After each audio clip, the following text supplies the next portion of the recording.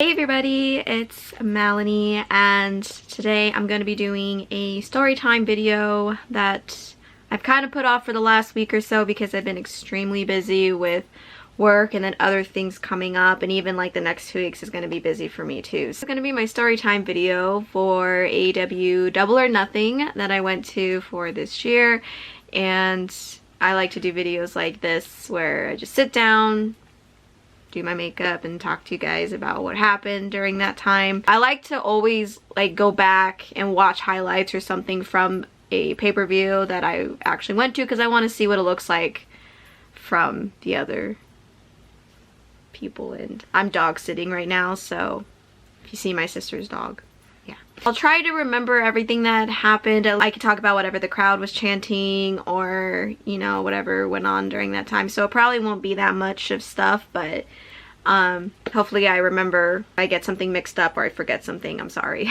Let's get started.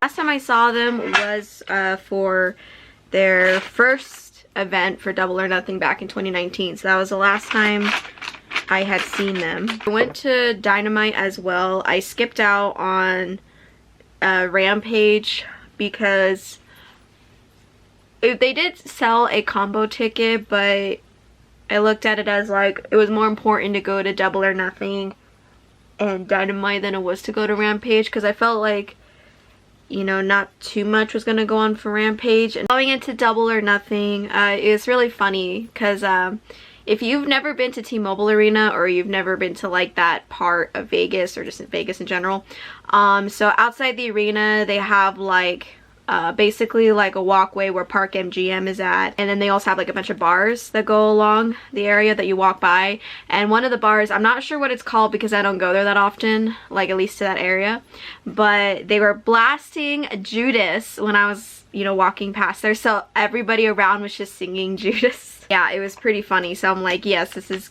giving good vibes going into this. Wardlow and MJF. Everyone knew going into it that there was all these rumors and drama and all this stuff regarding MJF of whether he was actually going to show up. I think I have to look back at my video that I took, which, by the way, I don't have the videos on Instagram that I took because I did post them, but then like Instagram removed them immediately, so I don't have any videos on there anymore. But I have to look back on there and see how long it took. So he didn't come out right away. He did, and the crowd was booing a lot. The match itself was basically a squash match, which, you know, was gonna end up happening regardless of what was going on, because it's just, you know, Wardlow finally conquering all the stuff that he's been dealing with MJF. And the crowd was chanting you effed up a lot, and then they also chanted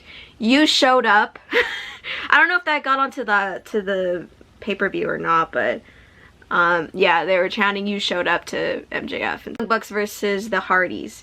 Now that one, I was hoping that like nobody was gonna get hurt, especially like Jeff, because he did kind of already show that he was kind of already hurting. At some point he did like some flip, and when he landed, he just like ended up laying on the side of the apron, and he just didn't move around. So I was worried that like he maybe like got the wind knocked out of him or something like that, you know, but I'm not really sure if that did happen like when I was actually there. It was still a good match, but I was just worried about Jeff Hardy because he was kind of being a little bit slow on some parts, and I just didn't want anything to happen to him, you know, so that's the only thing.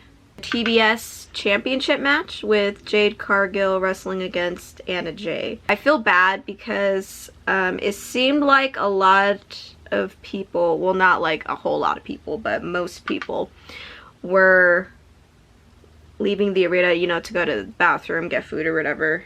So some of the arena was kind of empty during this point. I think that they did pretty well. I do like Anna Jay, she's pretty cool. I think Jay did pretty good too. Now at the very end they did have the debuts. Malcolm Bivens, which I forgot what name he goes by now. I can't remember what it is. I know it starts with like an S or something, but he debuted to be Jade's new manager, and then Athena. Where I was sitting, I was on the side of the ramp, sort of like on the side of the stage, so I couldn't see the screen when it said Fallen Goddess, because so during that time when she was coming out, I didn't know, because everyone was like going crazy until I actually saw her walk outside of the tunnel. I didn't know who was coming out. But I got really excited and I was like freaking out. House of Black against Death Triangle. House of Black entrance was amazing. I thought it looked really cool. The Triangle looked really cool too, and they were really awesome. Now that match was amazing. I think there was a point that like Brody was supposed to be doing like a suicide dive or something. I think, was it suicide dive? Yeah, I think it was a suicide dive. I can't remember now because it's been like almost 2 weeks.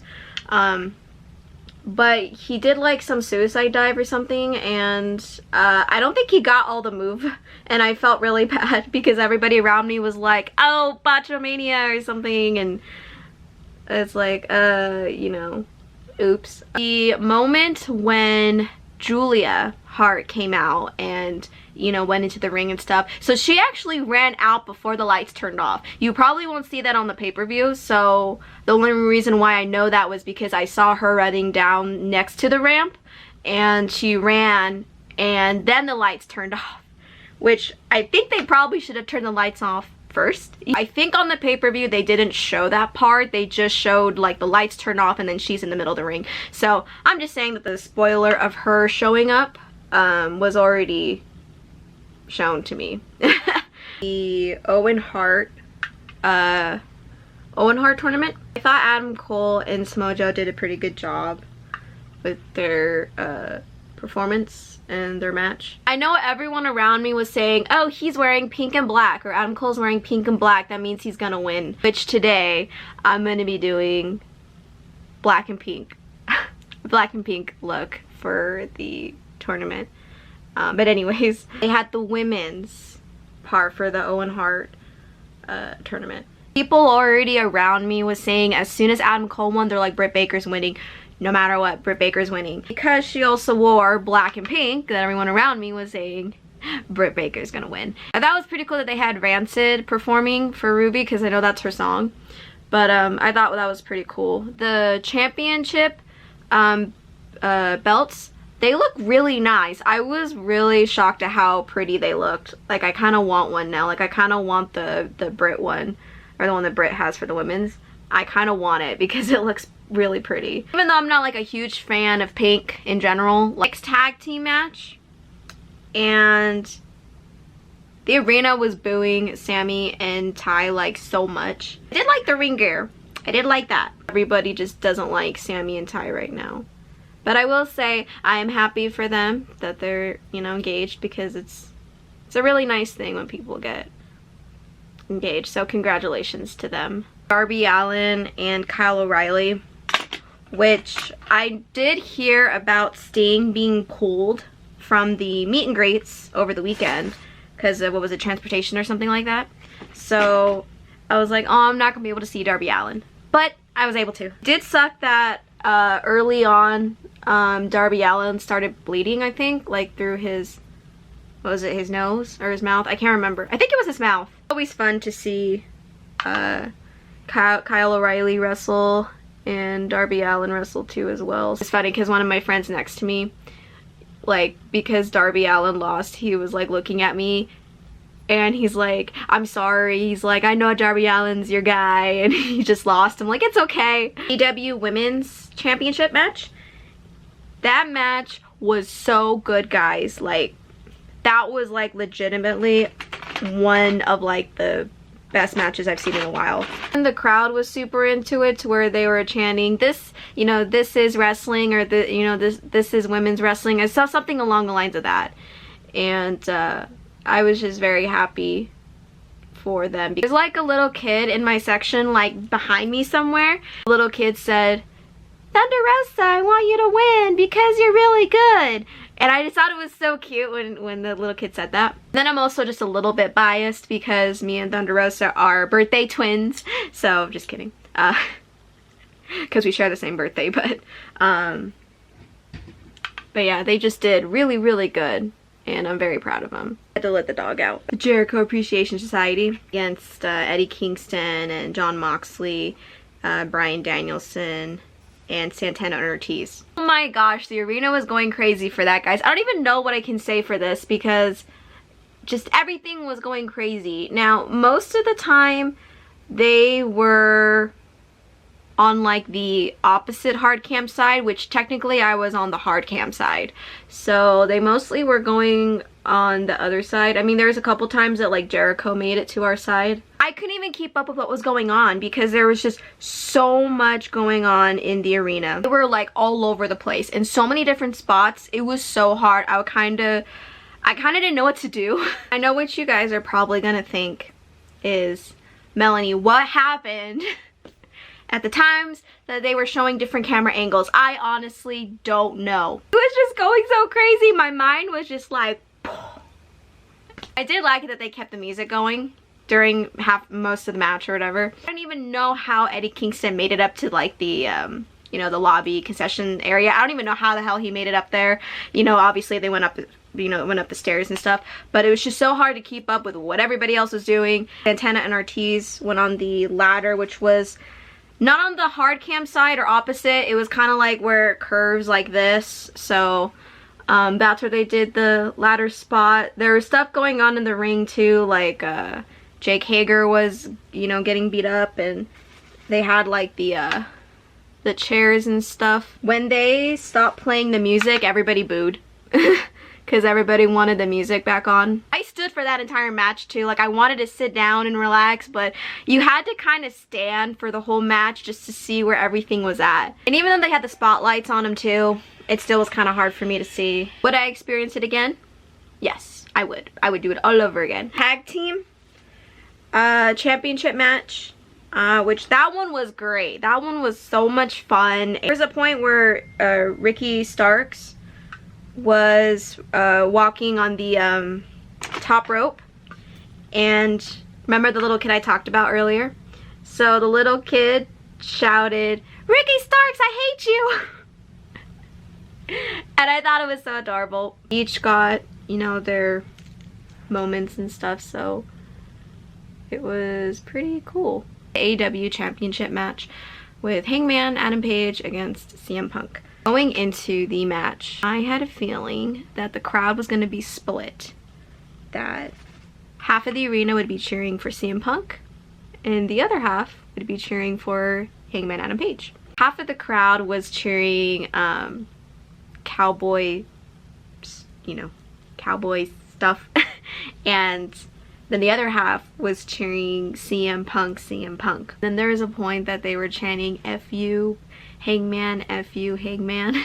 I know there was a couple of times that CM Punk did mess up and the crowd was just like booing. He tried to do the buckshot lariat and he tried it twice. So I felt bad for him because he was just like, you know, it's not gonna work out. But the crowd was booing. It was just crazy how split the crowd was.